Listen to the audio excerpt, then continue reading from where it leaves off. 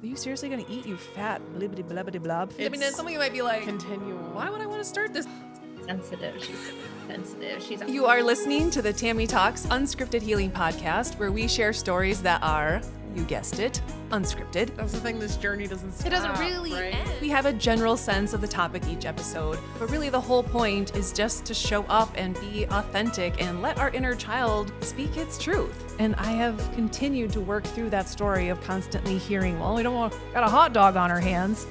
Yeah, guess what, Mr. Sabatsky, you do. So I'm so excited that you are here, and it is my hope that you hear yourself somewhere in the story so that way you can feel seen and heard as well. So let's start talking.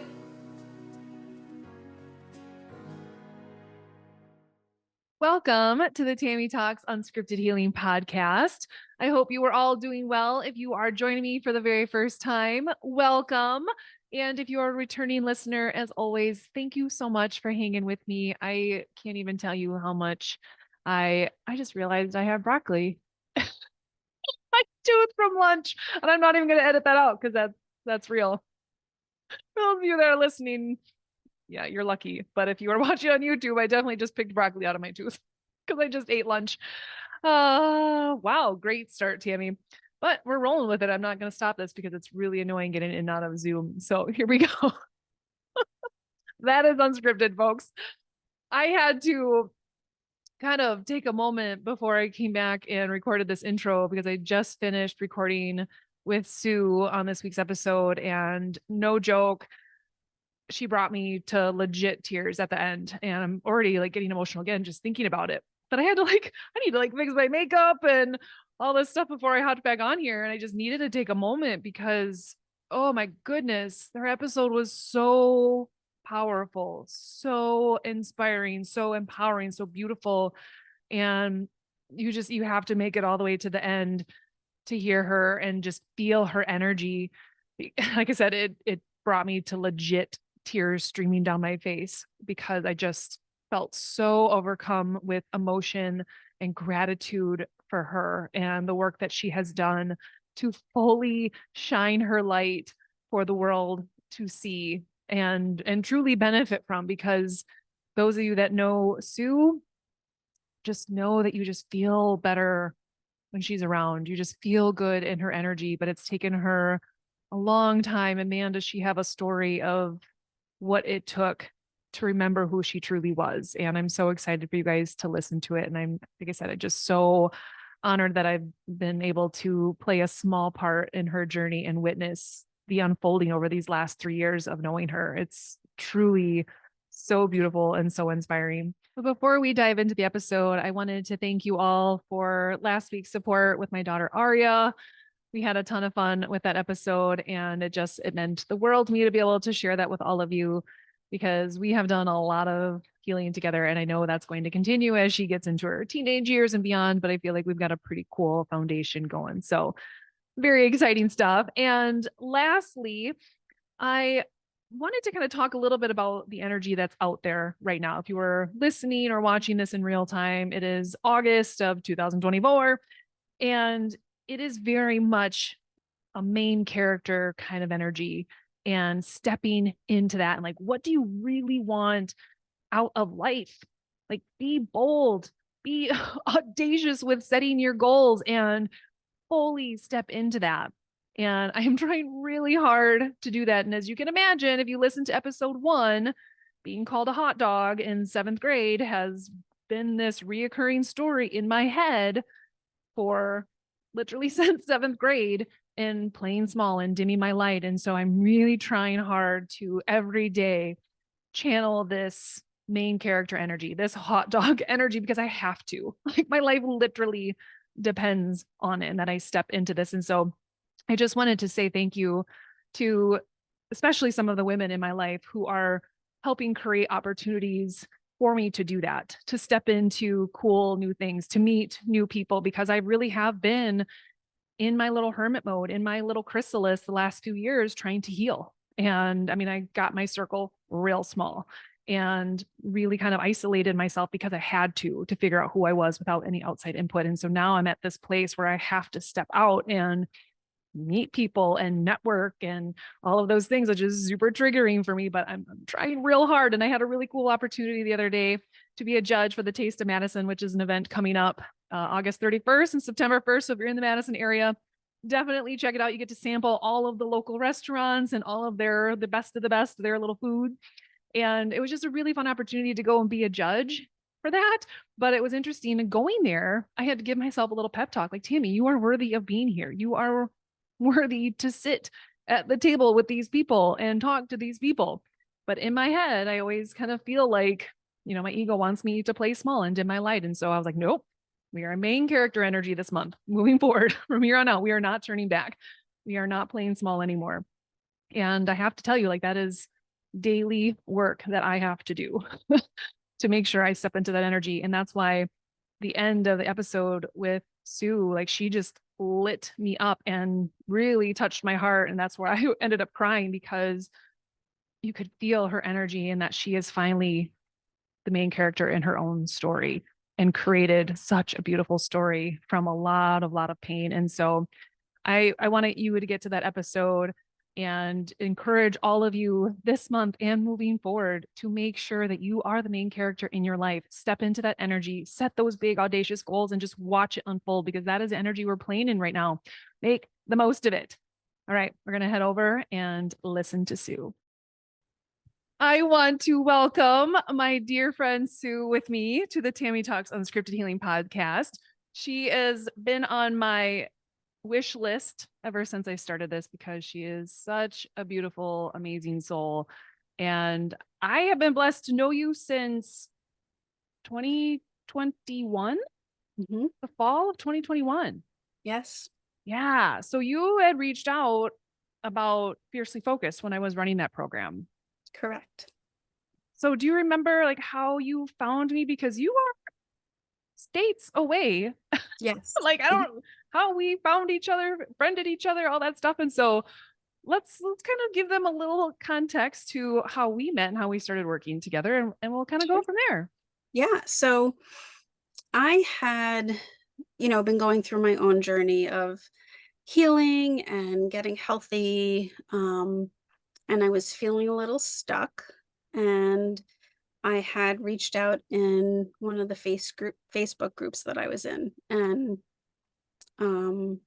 was just searching for a little bit of help. And someone actually recommended you. They were like, "Oh, you need to reach out to Tammy." And I was like, "Okay." Tammy, so, so I messaged you, and you were like, "Oh, absolutely, I'd be happy to help you." And we friended each other, and we connected and started talking. And you mentioned this other thing that you were doing, and I was like, well, that sounds like something I'd be interested in. I was at that point very open. I was ready, I think. I was at a point where I was searching, and I was ready, and I knew there was something missing in my healing journey. Like I had started to walk the walk and had done like different pieces of a healing journey, but I knew like I needed something else, and there was something missing. And I think I was put on that path for a reason. So ta-da! There's Tammy. Just well, and it's funny because you were using the same nutrition that I was. Correct. And that was why I had started Fiercely Focused, because I knew that there was more that people could be getting out of that nutrition.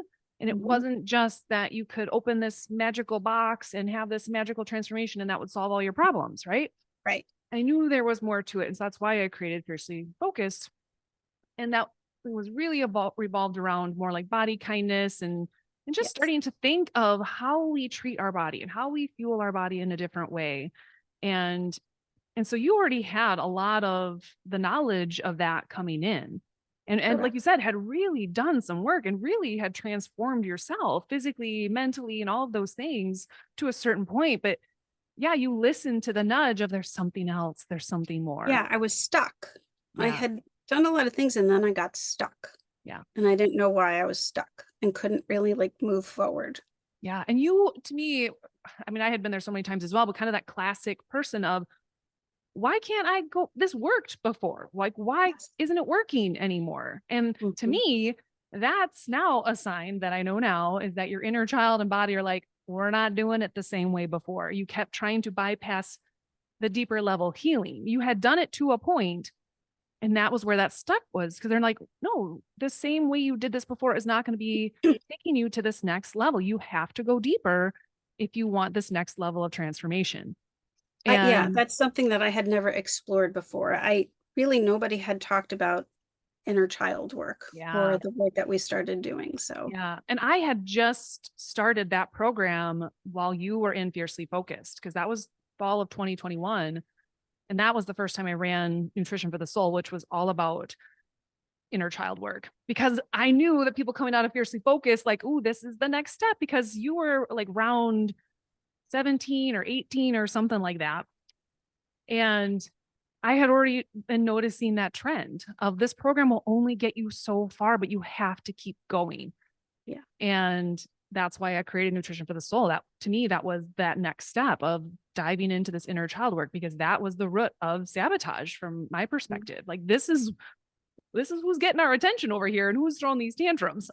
So Yeah. and you were one of the brave souls who kept going. It's like, okay, I get it. You're right. There is something deeper here. And so shortly after Fiercely Focused, you jumped into Nutrition for the Soul and really got to work on Yeah. reconnecting with your inner child. And I have, oh my gosh, I just have so many goosebumps right now just thinking about the journey that you have been on since then.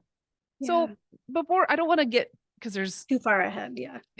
yeah, I just want to jump to like all of the good, amazing things that have happened for you recently, but we're going to keep everyone in suspense and build up to that because I'm sure Yes. that's what a professional podcaster does. But I have obviously very unscripted, so I just go wherever. But let's start from the beginning Mhm. and walk us through a little bit of what it was like growing up as a little girl and who you were, before ego swooped in and told you who you should be. Mhm. So, when I was very little, my earliest memories of myself, I was spunky.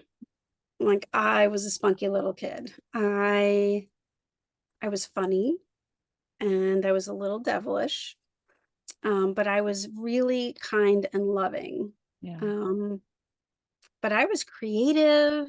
I was super smart.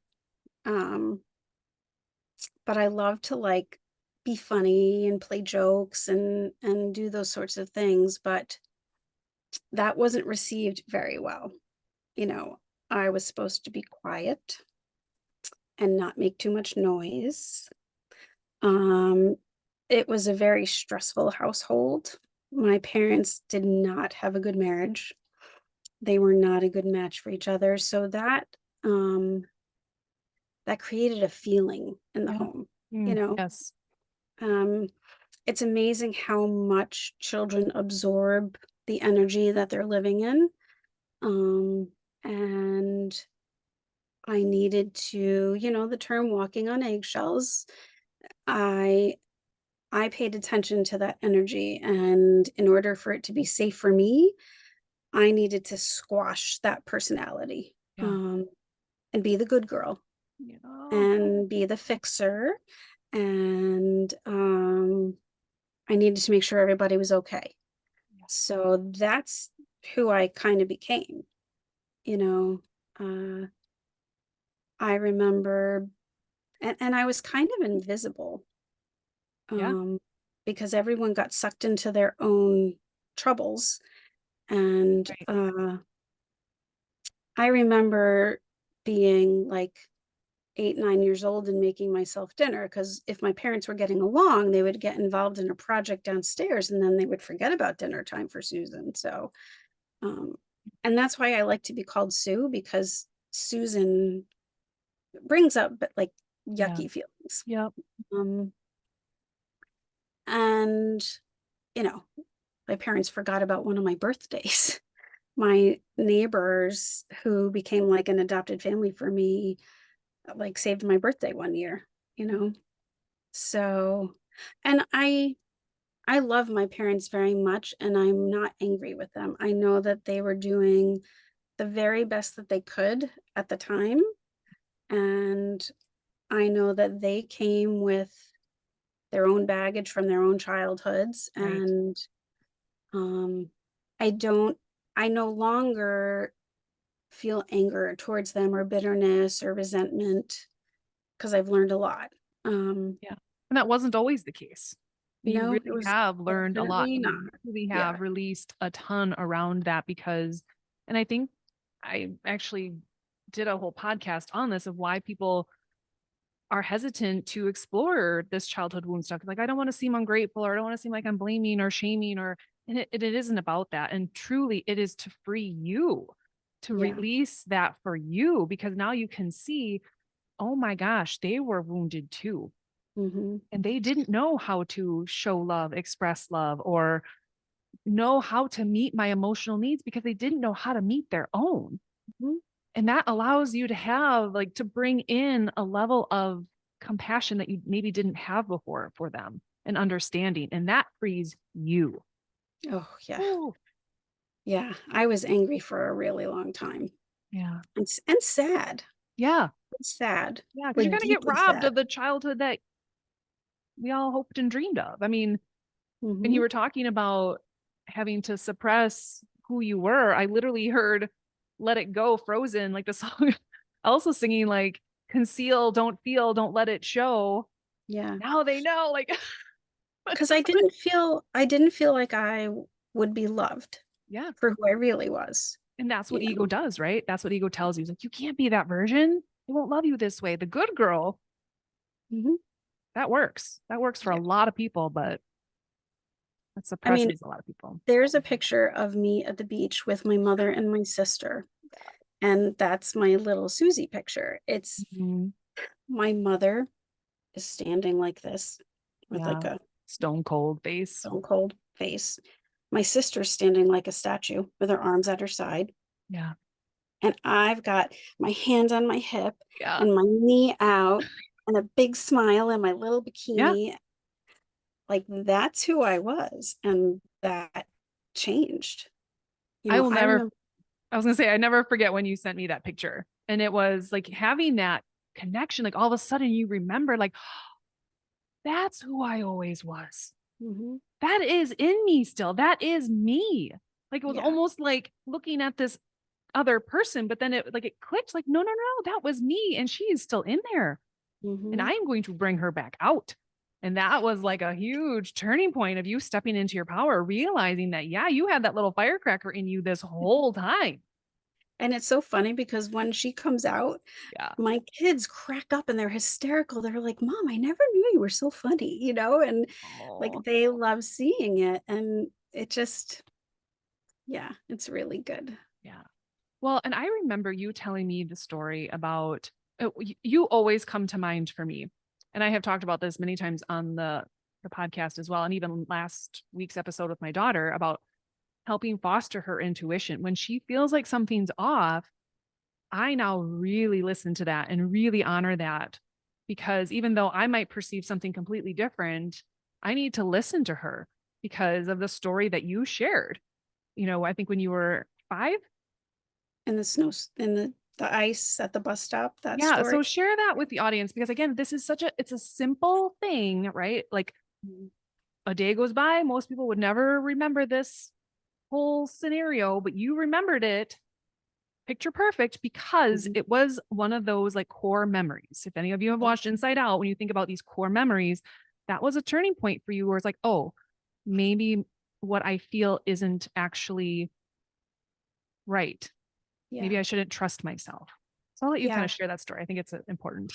So, it was at the bus stop, and my sister was there with me. She's 5 years older than me, and so I had to be in 1st grade.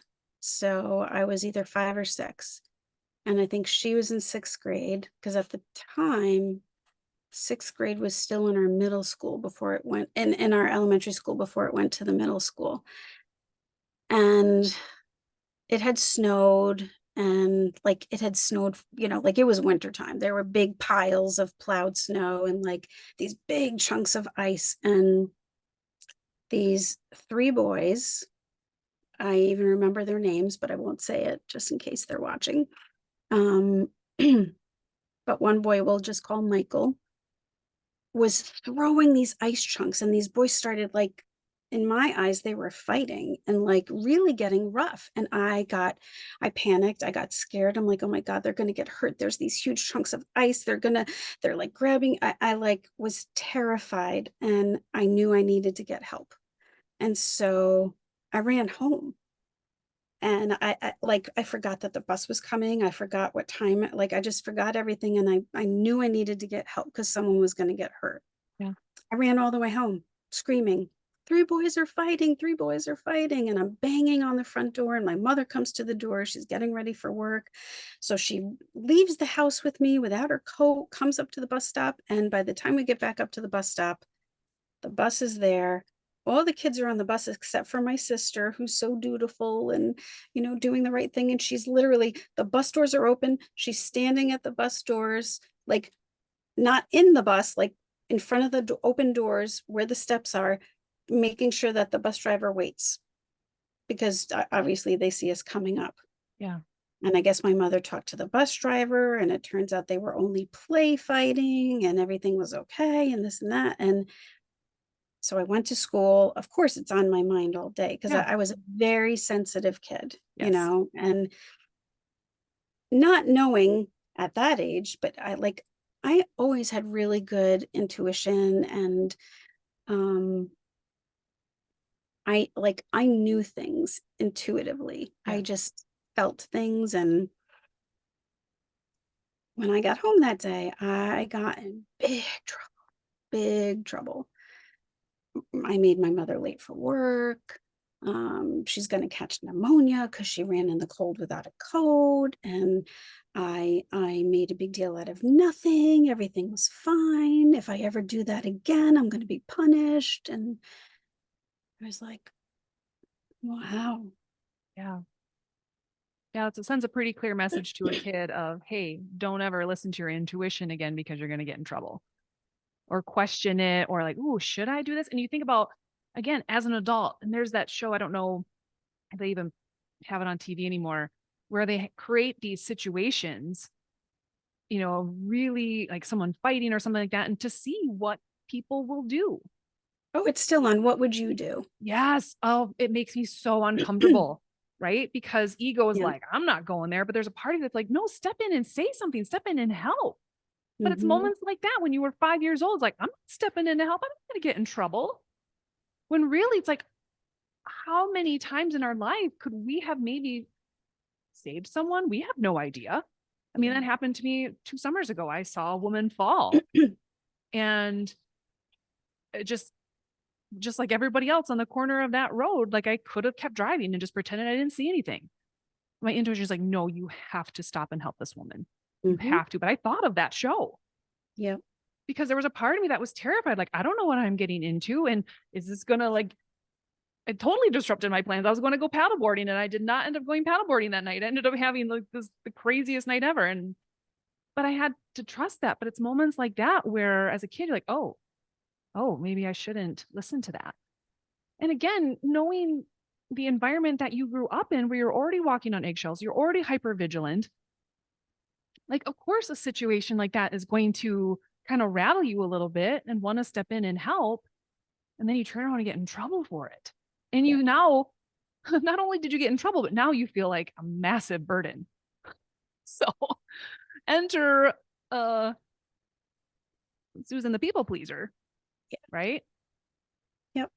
Yeah. And it's reinforcing that, oh, yeah, you actually should be quiet. You actually shouldn't speak up. You actually shouldn't listen to who you are. It's reconfirming all of that. Yeah. And we think about throughout our life, and we'll get into as we kind of work through your story a little bit more, how that those aspects continue to carry on through your adult life and Oh yeah. impact you through your adult life. Big time. Yeah. Because there was very much a resonating theme throughout your story of not feeling seen, forgetting your birthday, forgetting supper. Like those are, I mean, seem like, again, like maybe small things, but no. As a kid, that's big time. And your ego will want to numb that pain of they forgot. I'm not important, Not right? important. Yep. Yep. And so you will start like stepping back and not being seen and not being heard because what's the point, right?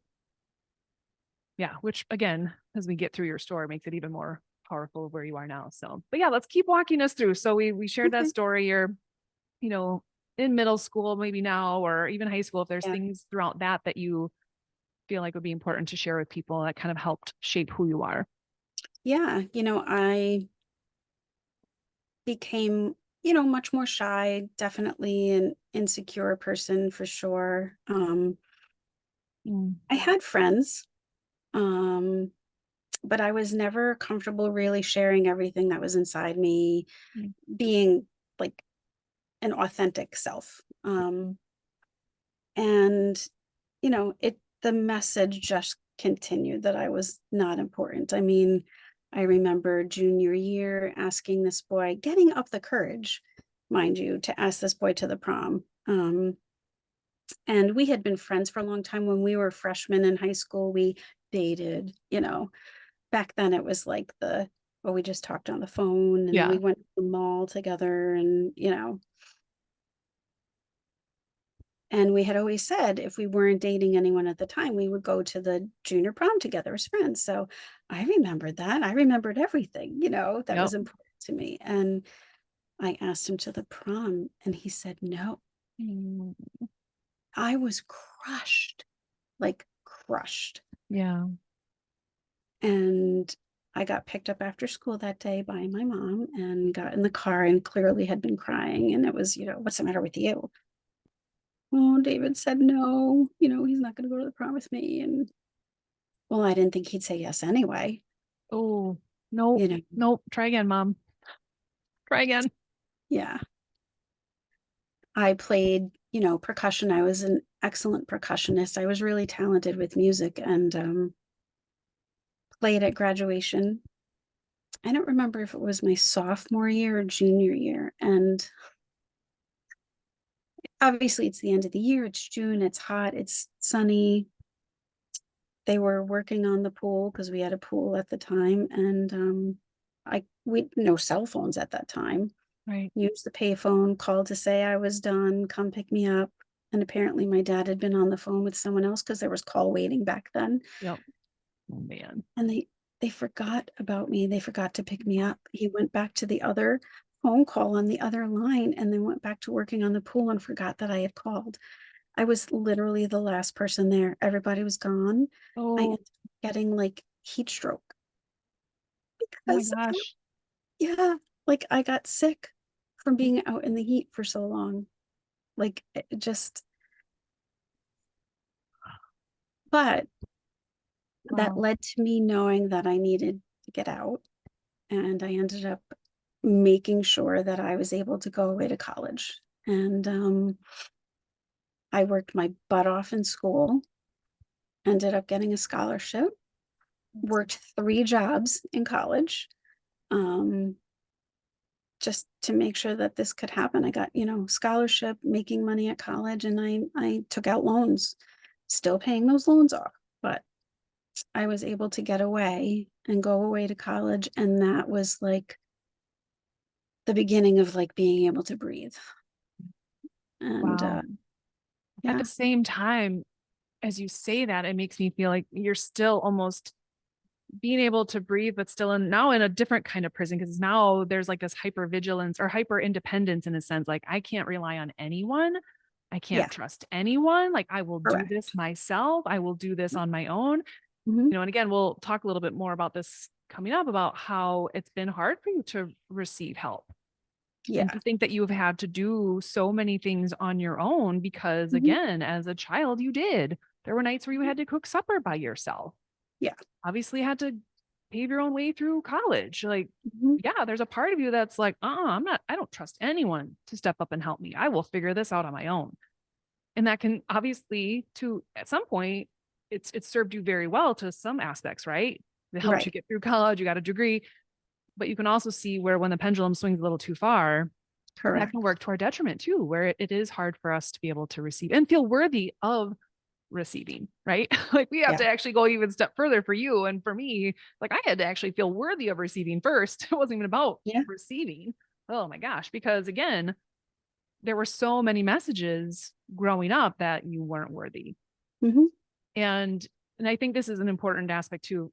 And for those people that are just like watching now for the first time or haven't caught all the episodes, Zoe and I had talked in episode 21 about like when we have blocked energy and how that can impact like our parents. Like if they had a blocked heart, how that prevents them from being able to express love, to give love, to know how to show love, even for our own kids, right? Because some of that stuff people are like, wow, I can't imagine that. But when they're coming in with their own childhood wounds and their own heart is guarded and protected, it makes it like impossible to be able to give love to you in the way that you needed to receive it. And your ego really twisted and contorted who it thought you should be in order to just kind of keep the peace. It wasn't even about really getting you attention. Like no attention was almost better for you. Right. Like just fly under the radar. Yeah. So you get through college, then what happens? After college, came home, started working. I majored in psychology, go figure. Yeah, and that's classic for someone again who like you just want to feel understood. Like if I can maybe understand people, maybe it'll make that'll help me sense. feel understood as a kid. Like I wish someone would have understood me as a kid. Correct. Yeah. And I had already gotten a job my junior year working in a psychiatric hospital. I got a job that summer. So senior year, I kind of started going back and forth. Got in a very serious car accident, actually near death car accident, broke my back, head injury. So finished senior year of college from home, recovered, and went back to work at the psych hospital, but again, knew there was something more out there for me. Yeah. This was not fulfilling me, and also became kind of dangerous. There were changes in healthcare, and decided to go back for my master's. Paid for it myself, put myself through paying loans. But I knew it didn't matter because this was something that I was called to do, and went back and got a degree in elementary and special education. Started working while I was getting my master's at a high school, running a learning center. It was a pilot program. And I knew like this was it for me. This is where I belong. Yeah. Working with kids. Yeah. And that was it. From there, it just took off. Finished my master's, got a job teaching in the Bronx for my first year. Really was the best training I ever could have gotten. It was probably the hardest thing I've ever done. Yeah. Teaching in New York City schools. I was on my own, no mentors, no nothing. It's like kind of being thrown to the wolves, but it was the best experience I think I could have had.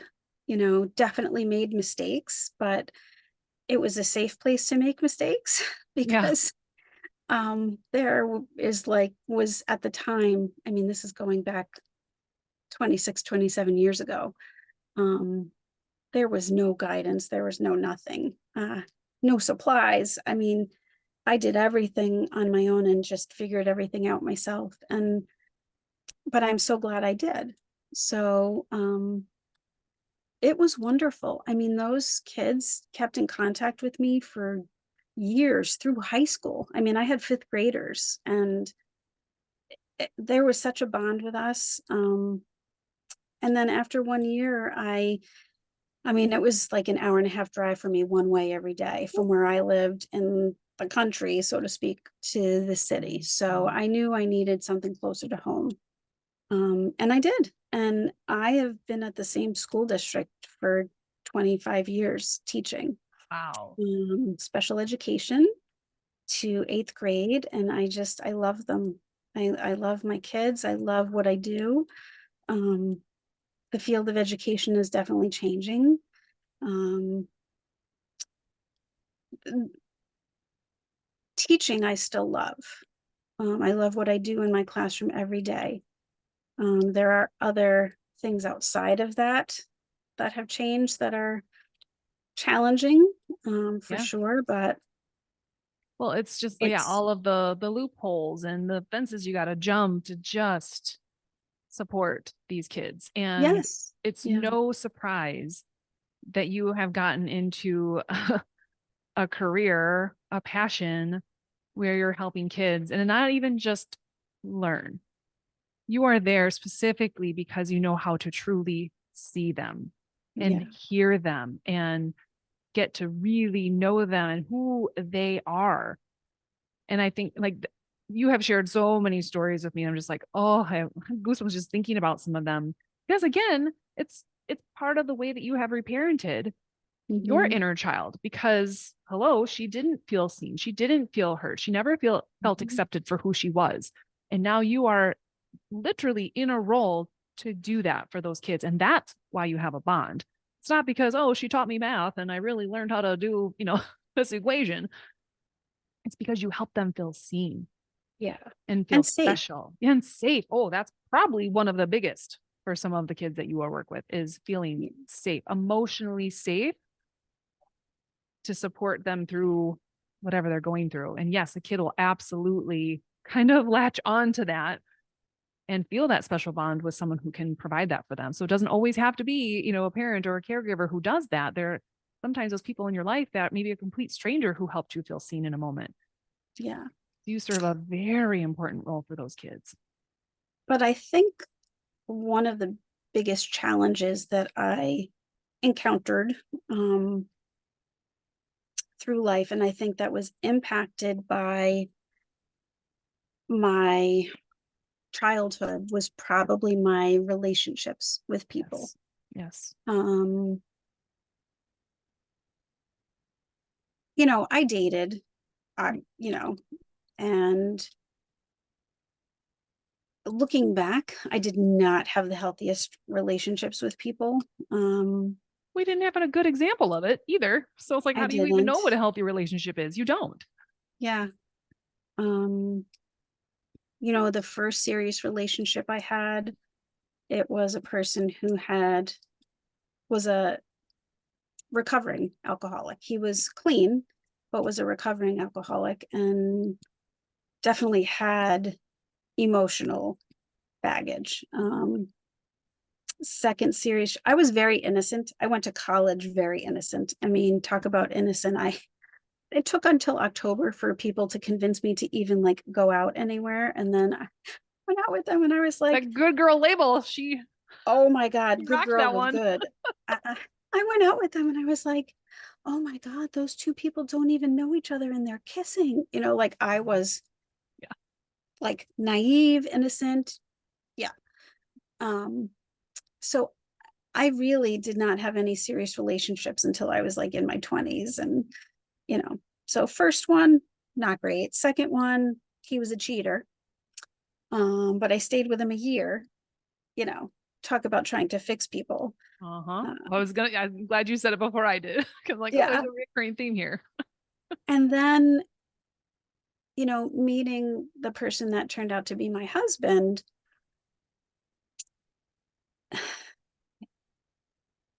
I was schmoozed, I guess you could say. Yeah. He was so sweet. He, sent cards and like surprises. And, I was swept away. I was, I think, 24 when I met him.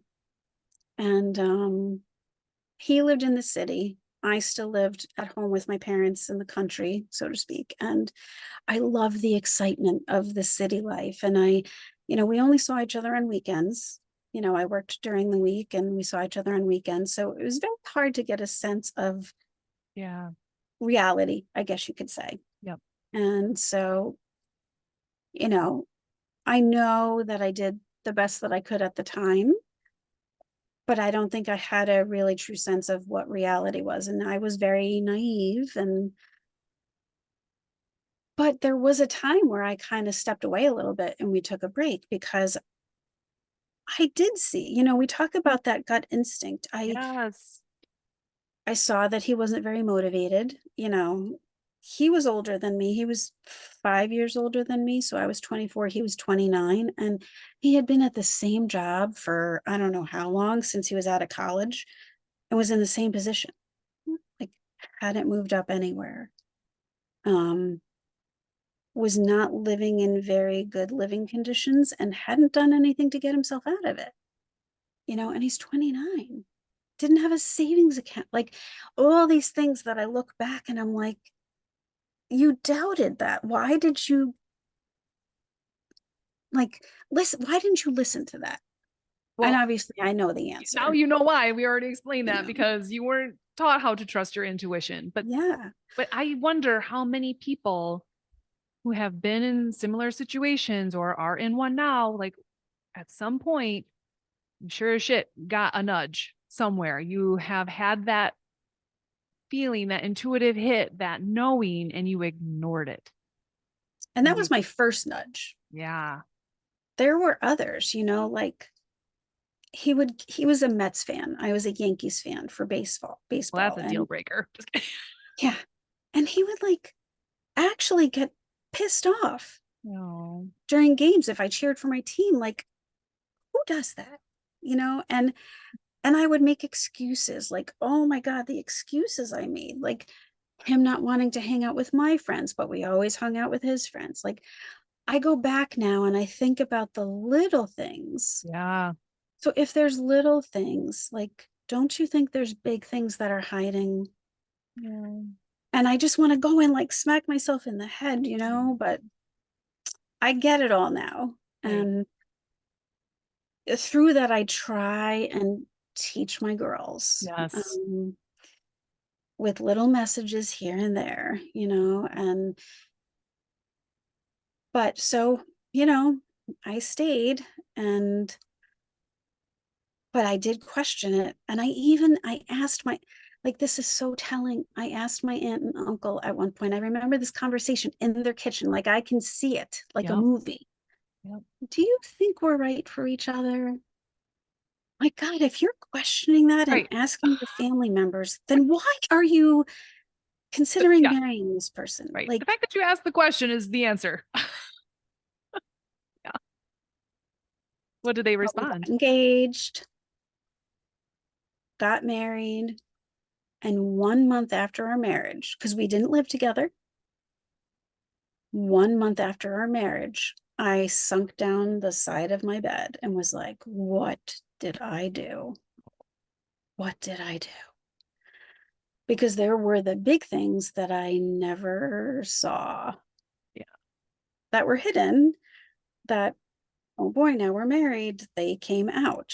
And it was the yelling and the disrespect and the saying, shut up. And over time, the shut up was screw you. And then the screw you became F you. And then, just things that I would never, well, I say now I never would have put up with, but I don't know, maybe I would have, because I saw it at home, and obviously I did put up with it because I stayed. And over time, once I had our first daughter, I was told, as she was 8 weeks old and I was nursing, because that was something very important to me. He was not a supporter of nursing because it took time away from him. And it was, it takes a lot of dedication to nurse your child. And that was important to me. I did it for a year and I didn't care what anyone said. This was my child. And Yeah. that bond, Still there. he told me I was no good to him as a wife. Ooh.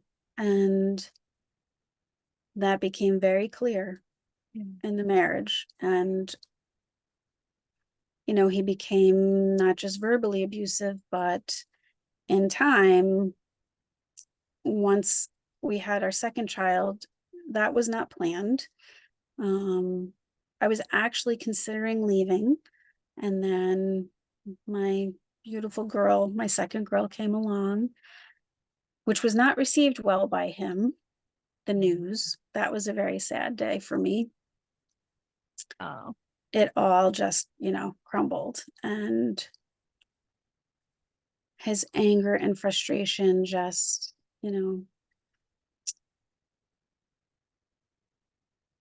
became physical. And I still stayed. I believed in marriage vows so much. I was a good Catholic girl good and Catholic girl. believed Yep. that, marriage vows are forever and you don't leave, you don't give up. And I can fix this. I can make it work. I can, you know, uh, counseling. Let's go to counseling. Let's do this. But when that physical abuse turned to my children, that was the last straw. And that's when I did something about it. And I was a very lonely, I have never been so alone in my life. Lonely, scared, ashamed, depressed person. But, you talk about how I learned not to ask for help. I had not told anyone. I had not reached out to anyone. I had not shared with anyone. I felt like the failure. I was just gonna say, how can, and this is what is like so messed up with our society and the way that things are set up, and again, ego and childhood wounds, that you can have found your power to leave an abusive situation to not only protect yourself and your daughters, but yet you feel like the failure, you feel unsupported, you feel lonely and off. Like, what? What?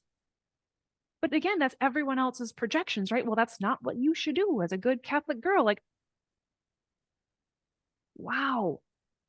Like everyone taking a step back. Like, would you want that for your daughters? Would you?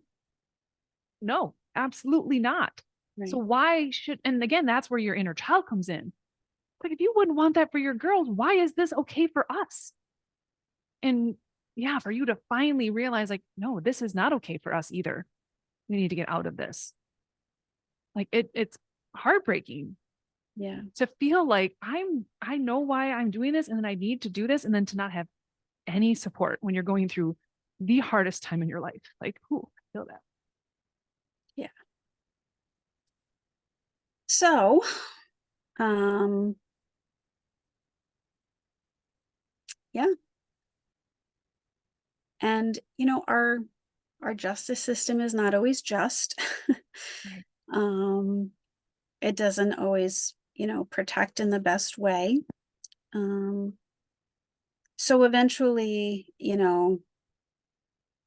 there was visitation and visitation didn't go well. But I think in my role as protector of my children, um, I wanted them to know that they were important and that I Yes. wanted them to feel seen and heard.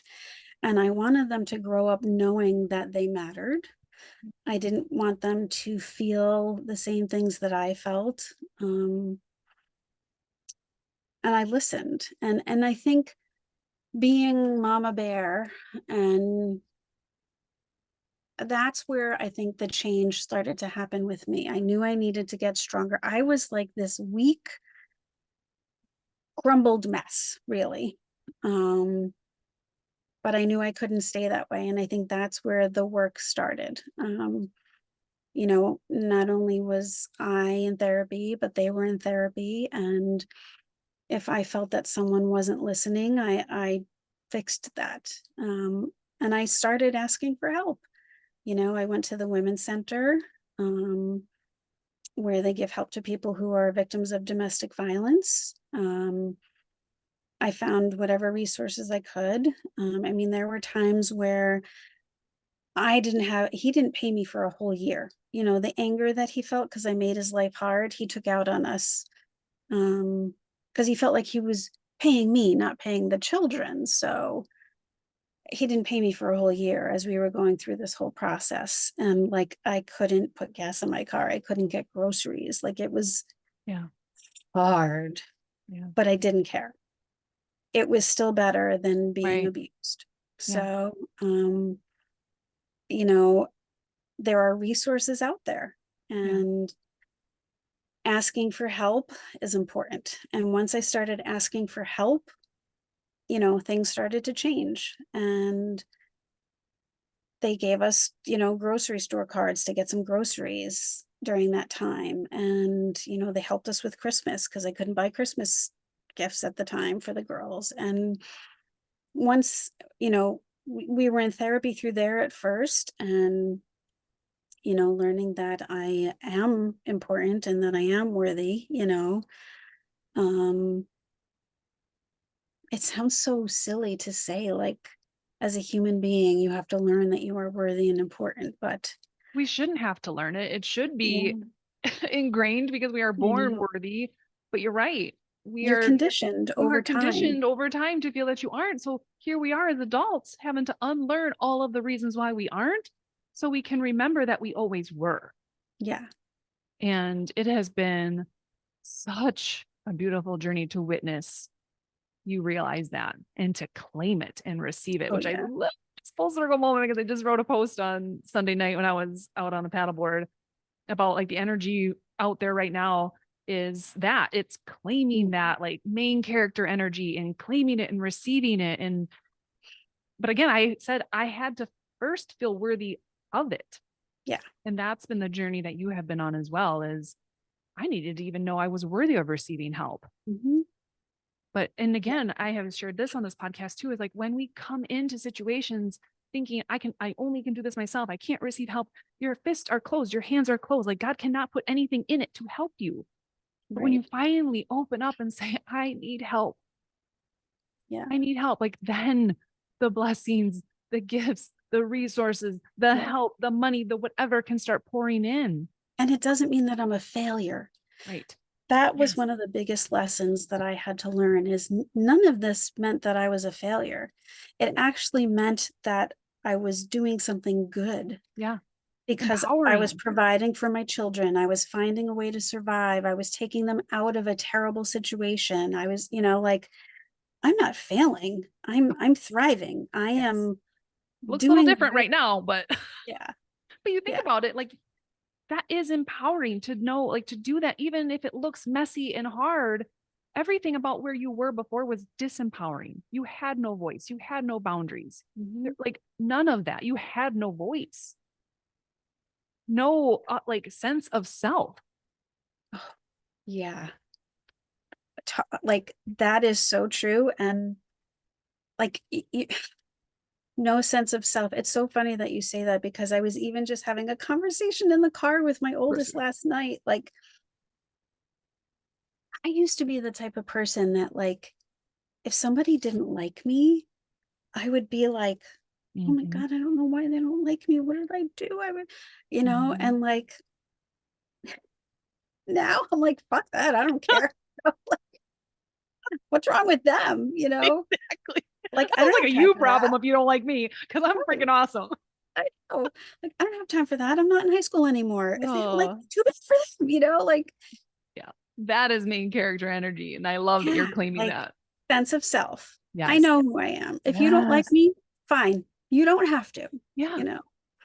Yeah. Oh, I love that.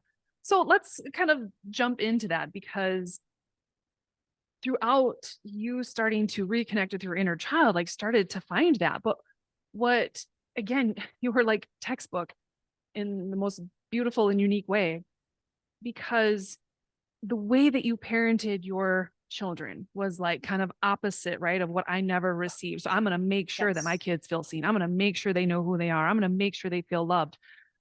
But what oftentimes I did the same thing is you do that. And I think this is where you get to that stuck point, is your inner child is like, okay, what about me? Like all of these amazing things that you're doing for your kids, making sure that they have a voice, making sure they feel seen. What about you, Sue? Yeah. What about you, Tammy? Where are you in all of this? It's like, oh, well, I still don't matter. My kids do, but I don't. Mhm. And your inner child at some point is like, oh, hell no. No, no, no. So, And um, I had started doing a lot of work on myself, which gave me the energy to face everything and be with them, and then I started this nutritional journey and I lost a ton of weight and had great energy and felt good again. But then I got caught up in taking care of them. And I started ignoring myself, because they started getting older. And I wanted them to do the activities that, they deserved and Mhm. running everywhere. And my allergies are driving me crazy today. So forgive my itchy nose and clearing my throat. But That's probably you're clearing, right? You're talking, you're you're yeah, clearing that energy. It's good.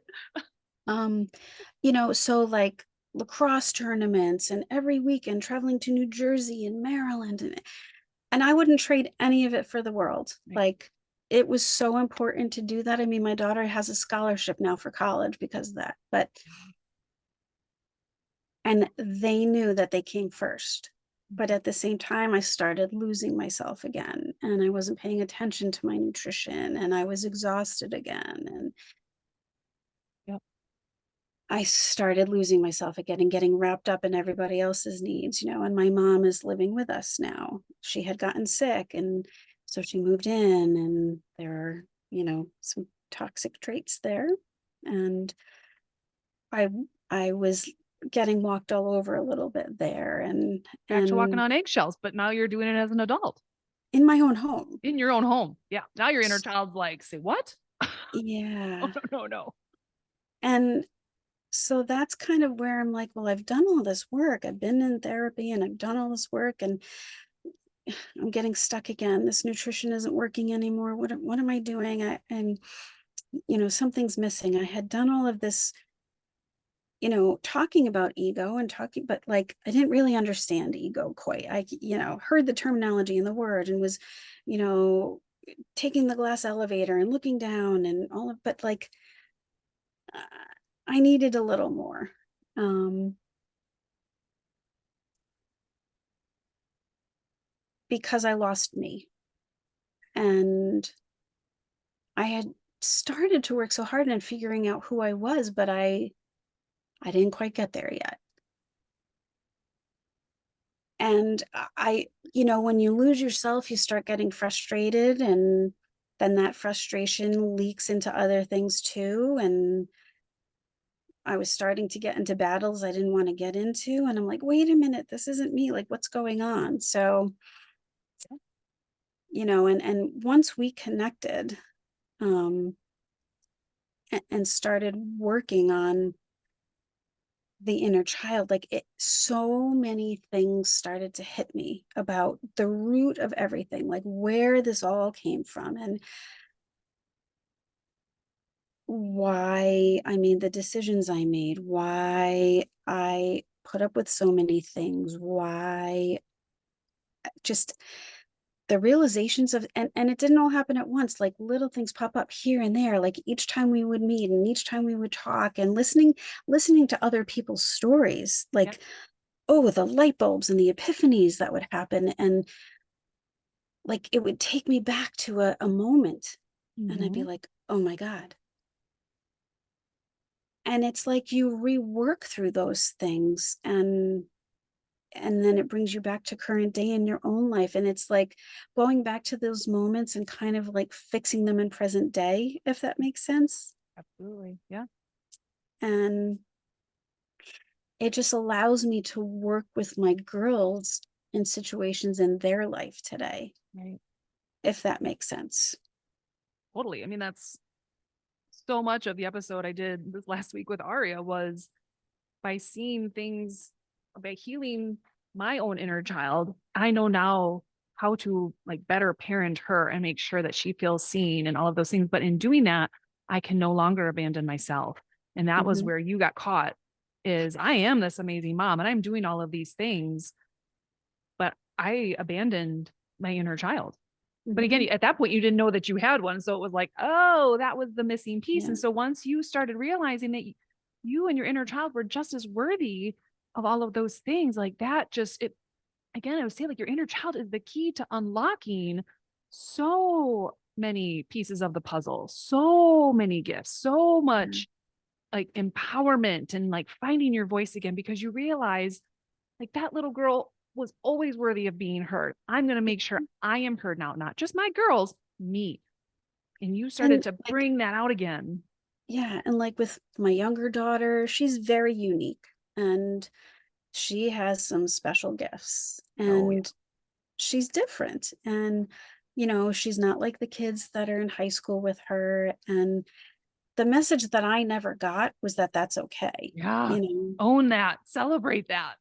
and I am giving her that message loud and clear that she is Yes. okay as who she is. In fact, she is beautiful as who she is. And I don't want any of that to change and that she is loved. And, you know, the message that I have given both of them from the start is that I love them unconditionally. You Yes. screw up, I still love you. Mhm. I get angry at you for a minute and I have to like teach you, Yeah. but it doesn't change me loving you Right. ever. You know, my oldest is going off to college and we've had many talks about it. I'm like, I don't care if it's 4 o'clock in the morning. I don't care if you got drunk. I don't care if you got like, call Right. me. I'm not going to abandon you. Right. I'm, you know, like, so, you know, even just things like setting boundaries, that's something that I am learning to do now because of the work that we have done together. You know, I'm setting boundaries in my own home with my mother, you know, that I would never do before and that I honestly didn't know how to do, but It's so hard as it's a people pleaser. Boundaries are the scariest thing ever. And I know that it's sounds ridiculous to some people, but when you have been conditioned to be a people pleaser your whole life, boundaries are terrifying because it feels like, oh, I don't want to make them mad or I don't want them to feel this way. But it's like, but if you don't set the boundaries, again, you're going back to abandoning yourself when really boundaries are a way to keep people in your life while also maintaining who you are and and not being losing your respected. sense of self and being respected. Yeah, it's should be a win-win situation. But the people who get pissed off about you setting boundaries are the people who are generally abusing them Mhm. and not respecting them and walking all over them. So Yeah. there you So go. by me learning to set boundaries and stick to them, Yeah. I'm also teaching them Yes. how not to get Need walked all to over see that. They and need. how to set boundaries for themselves so that they can make good choices as they get older in life and not make the same mistakes that I made. And Yeah.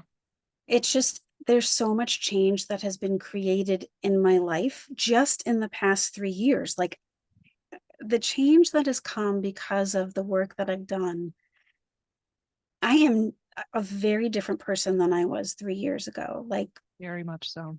being able to even speak my opinion, speak my voice respectfully. Yeah. And, you know, I don't think I'm ever rude or disrespectful to people because that's just not who I am. But I'm not afraid anymore, Mhm. you know, and I have confidence in who I am because I know that I'm worthy and that I always was. That's just it. Is so much of like finding ourselves is literally just remembering who you always were. Because the Mhm. way that you are describing yourself now takes me back to the beginning of the conversation when you were describing like little Susie of just like in her swimsuit, popping that hip and being confident and speaking her voice and making sure she was heard, but like doing it in this beautifully confident way. Like you Mhm. have tapped back into her and that magic. And that's why you can speak so beautifully and people respect what you say. And now you realize, like, oh my gosh, I have always had things to say. I have always been a source of light and value. And what I say actually matters. And you see it Yeah. with the kids that you're working with at school and the way that you advocate for them. Like your voice matters. But it's Yeah. taken you all of this time to realize that you were worthy of even speaking up for yourself because you were conditioned your whole life to not.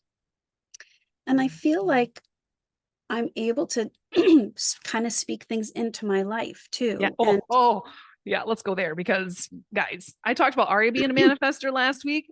This woman right here, unbelievable, unbelievable. you know, I believe in manifesting. Um I've done vision boards through the years. I have 3 of them. Um and there are some things that have been consistent on there, you know, traveling to Italy, finding love again. Although I never believed really that it would Ego's happen. I still got like, to a point, yeah, that's probably not really for you. Like ego's I'd still, love it, but yeah, I was sounds okay great being in theory, but mom. not for me. Yeah, I was okay being mom, Yeah. And I think that when you finally find yourself and you become confident and you come into yourself and you don't avoid conflict, you just are okay with who you are, and you find yourself and you connect with who you are inside. I think it attracts people to you. Oh, um 100%. It's very and I'm big. not just talking like opposite sex or Yeah. anything. I mean, I'm talking friends, I'm talking family, Yeah. um so I did find love again um in 2021. I met someone, and it's funny, my friend Deanna had talked about him for 10 years, about Mark. You have to meet Mark. Mark is perfect for you. And we were supposed to meet like 10 years ago, and he got called out of town for work, and we didn't meet You because it weren't wasn't the ready. right God's like, time. she's not ready. She's not ready. Like, He's not ready. she's not ready. Um, Keep him orbiting out there. She's not ready yet. yeah.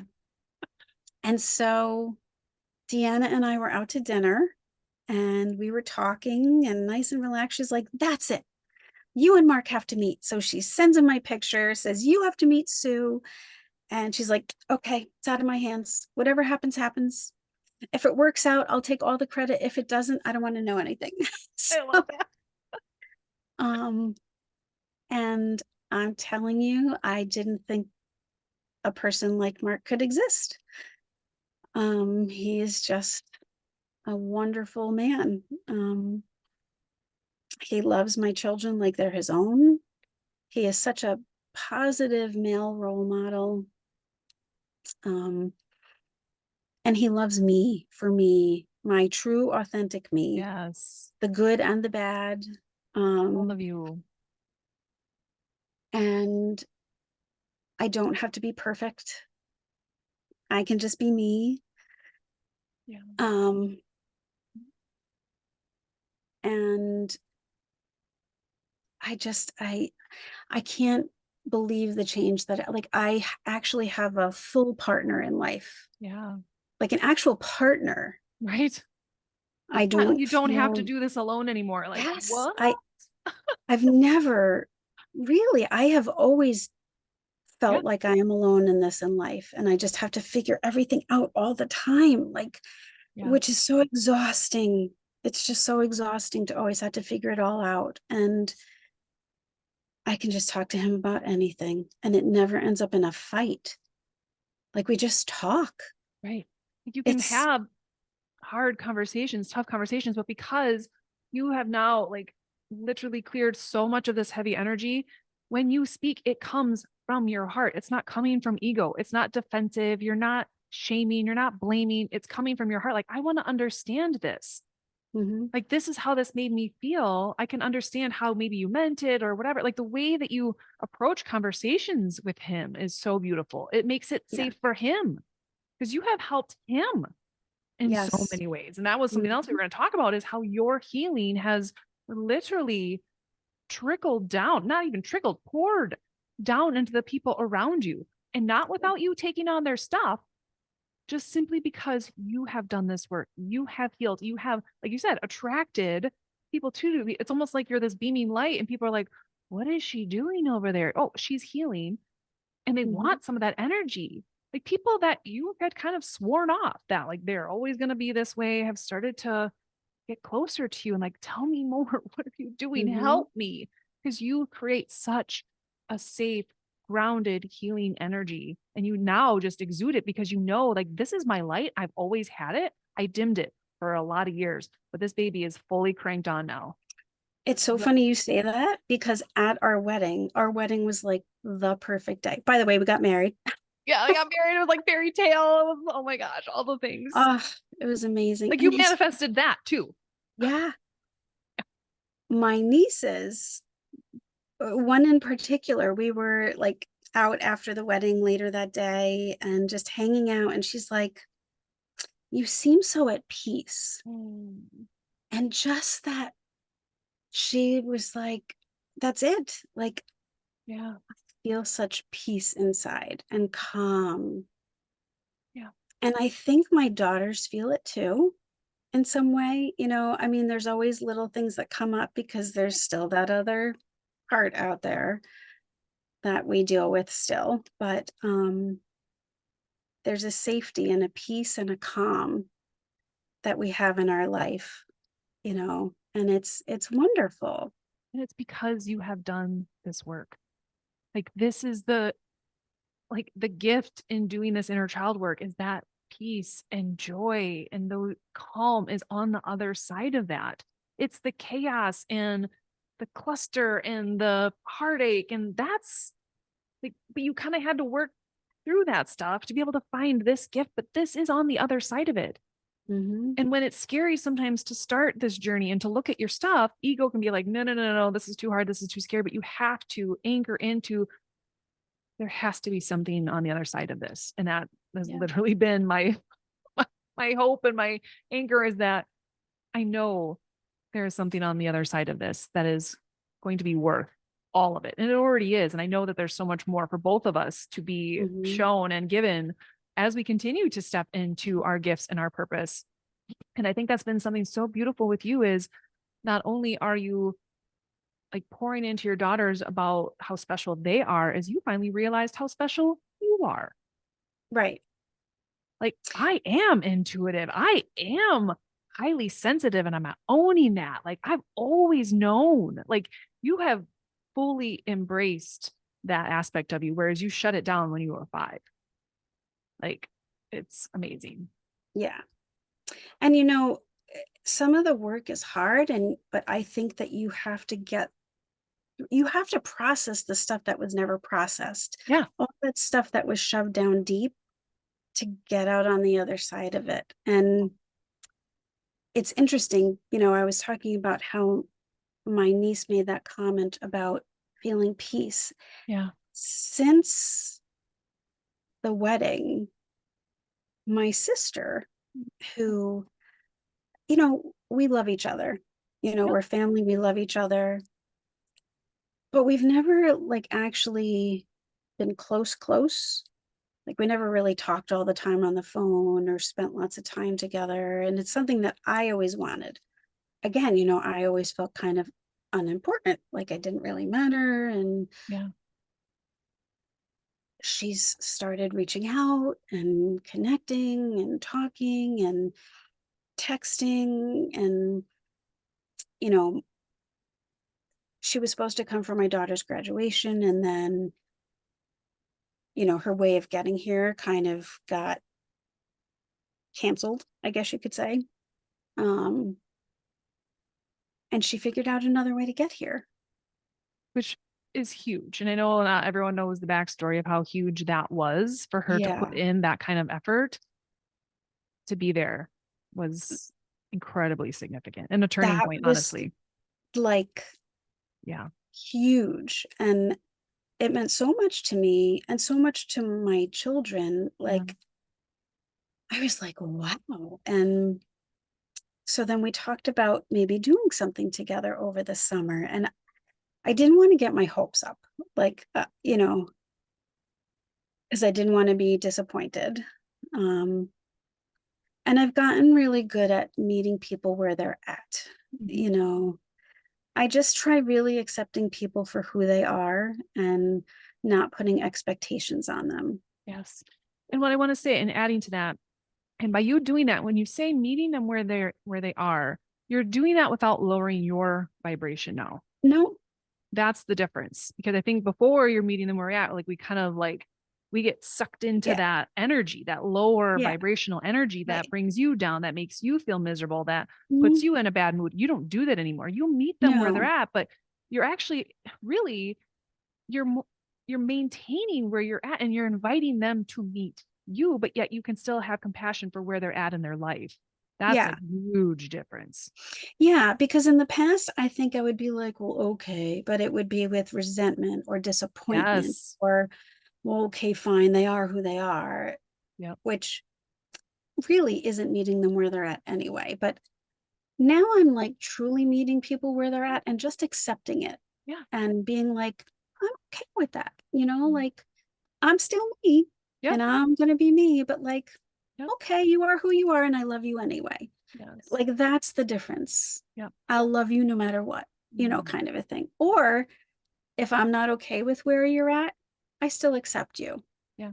We I mean, don't that's the have to be, boundaries, but I still accept you. well, yeah, boundaries, Yeah. kind of like the conversation I had with my daughter in the car. Well, if they don't like me, then screw that, kind of a thing. Like, Yep. I meet you where you're at and that's okay, but like when my sister was originally wasn't able to come, I was like, well, okay, don't worry. I'm not mad. I really wasn't. I got it. And I was okay with that. And I think allowing that for her and not making her feel judged or not, Yeah.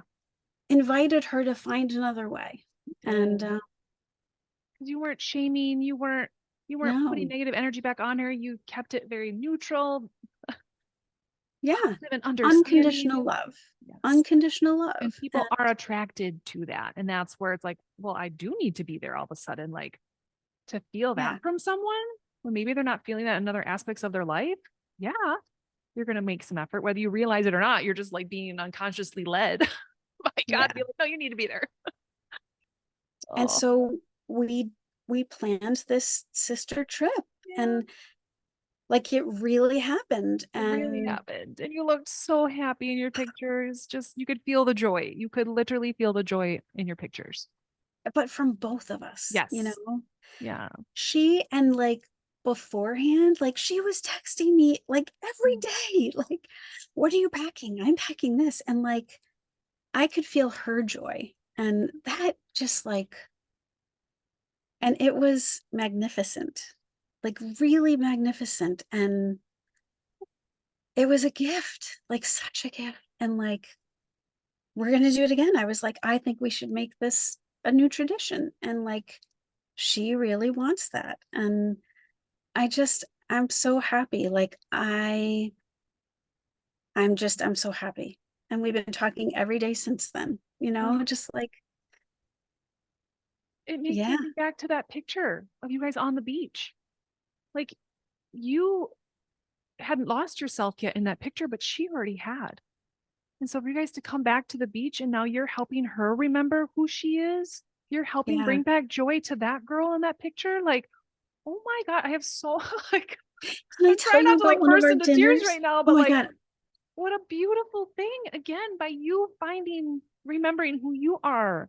You are now giving this gift of helping people and you're just doing it by being you. We did something so cool. Can I just tell you about this one thing we did? Oh my God. So the first night we were there, we went to Cape Cod in Massachusetts and we went to Provincetown, which is like such a fun town. And so we were trying to figure out, we didn't like normally, I used to be a planner. Now I can be open and whatever. She's a planner. And like, we didn't plan dinner. So the first night we were like, oh, maybe we'll just find a restaurant. And I was like, really surprised. And I was like, oh. So we're walking. She's like, well, let's see if this place has an opening. And it turns out it was a tapas place. Tapas is like little mini dishes, mini appetizers. And she's like, ooh, I've never done that before. And it turns out it was Mediterranean food. And she's like, ooh, her husband would never do something like that. She's like, I've never done this before. And she was so cute. Like, you were bringing out her inner child, being curious and adventurous and all the things that our inner child is. She was like a little kid in a restaurant. Like if I could have filmed it or take it, like it was so much fun. It was like, she was like, ooh, I like lamb chops. Oh, they're lamb lollipops. Like it was just, it was so much fun. And like every bite she would be like, like I will have that memory forever. Like it was a blast. And then the second night, we just decided to cook together. We had so much fun cooking together. We played Andrea Bocelli and I was chopping zucchini and she was like, it was magnificent. And it was like two sisters playing together. I was just going to say, it just takes me back to your kitchen of like, let's change this, that memory that we have of being kind of abandoned and neglected and no one making supper for us. Like, let's go back and like honor those two little girls, because obviously she experienced her own form of childhood trauma in a different way than you did. And that is often what happens is like, yes, we grew up in the same house with the same parents, but the way their ego takes that on and changes who they are, it's very different between siblings. Very different. But in that moment, it's like, oh my gosh, I absolutely can see both of your inner child just playing and like being sisters and like recreating that moment, and how healing and how beautiful. And you're right, like that is something I will remember for the rest of my life. Like, what a beautiful gift. And that is what can come from doing this work. Yeah. There's so many beautiful gifts in it. Yeah. So many beautiful gifts in it. And so I feel like I don't even need to ask you this, because you literally just basically told people. But like, what would you tell someone who is kind of at that stuck point or feeling like there's something missing? And like now maybe they're listening to this podcast, or they've, seen stuff or heard stuff, but just still aren't willing to like take that dive into this work. Like, what would you tell someone in that situation who was kind of where you were, 3 years ago? Take the leap, because it has been life changing. I mean, and I am saying that from the depths of my soul. Like, and there's always these little doubts of like, I don't know, like, can I really do it? Like, but when you feel that little pulling of, I wonder, like, I am so glad that I listened to that voice, because there's that voice inside you. Listen to that voice, because, oh my God, I look at all of the things that have happened to me and come into my life because of the work that I've done. My work at school is on another level with my kids. My relationships with people in general, just my friendships with people, the way I relate to strangers, strangers are drawn to me. It's weird, Totally. but Again, it's but your life. amazing. My relationship with my children is on another level. I mean, they say the teenage years are hard, and they are, but it has helped me parent through them on such another level. And answers come to me, Yeah. like when I'm searching for answers, sometimes the work provides the answers. It's amazing. And just finding love. I never, ever imagined in my life that love would come to me. But not only did love come to me, the relationship that we have is like nothing I would ever imagine on this planet. And Your inner it's a, child probably dreamt it out. Like, she always knew she was worthy of a oh my God. magical fairy tale love like that. And So I was the fairy tale love child. Like when I was a little girl, I used to, the blankets that had the like silky edging to them. So when the silky edging would separate, I would put it on my head, and we had this long hallway in my childhood home. I would walk the long hallway with the blanket attached to my head like it was my veil. No joke. Like I dreamt the fairy tale marriage, because it's not something I saw. I only saw it in Cinderella. Like I have that fairy tale right now. And I mean, we've been in this relationship since 2021, and it's real. It's real life. yeah. And it's beautiful. And raising my children, my life is the life that I want. And I like who I am. I never liked who I was. I like me, and I can stand there and I can have a conversation in the car with my daughter and say, well, she doesn't like me. I don't care. I don't need to go out to dinner with them, and to teach her, don't accept people treating you badly. Yeah. Forget them. I just take that leap and do the work, because it's beautiful. Yeah. Well, and for those of you that are listening, you can't see that I am like crying profusely over here, because I'm just like listening to you. And like, what a gift, like you have been in my life to be able to witness this. And again, I have to thank you, because even when you started this journey, I was in the midst of my journey and I still am. And so it's meant so much to me for someone like you to literally put your life in someone's hands, and you're like, here, help me. And just doing it together and doing this work together. And it has honestly been one of the greatest gifts to just hear how much you have changed and evolved and just living and loving life. It is the most rewarding work I could ever be a part of. And I'm so grateful. And that's where these tears are just coming, because you are such a gift to me, but you are such a gift to the world. And it like makes me so happy that you are now fully expressing that for the world. Like, you were given these gifts and God's like, thank you. I gave you these gifts so you could share them, not to keep them to yourself, not to keep them in a box like you had been for all these years. Like, you have fully opened this box, and now everyone gets to experience the magic of Sue just by being around you. And I can't thank you enough for allowing me to play a small part in this and just witness it. And well, not a small part. I mean, I've sent you so many messages over the years. Thank you.